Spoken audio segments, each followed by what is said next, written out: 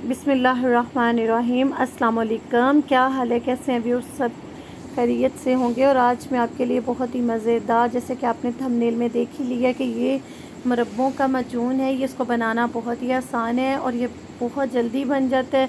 और ये पट्ठों की कमज़ोरी के लिए तो स्पेशली बहुत ही अच्छा इसको माना जाता है। तो आप इसको सुबह शाम एक एक चम्मच एक गर्म दूध के साथ पिएँ तो आपकी तमाम जितने भी जिस्म में पट्ठों की कमज़ोरी है बिल्कुल ख़त्म हो जाती है। तो इसके लिए जो मैंने इंग्रेडिएंट्स लिए वो आप नोट कर लें। आधा किलो गिरियाँ हैं, 2 गाजरें हैं, 4 तकरीबन मैंने सेब का मुरब्बा लिया है और 8 से 10 दाने ओलों का मुरब्बा है। ये सारे मैंने जितने भी मुरब्बे इन सबको बारीक बारीक फाइन चॉप करके क्रश कर लिया छुरी की मदद से।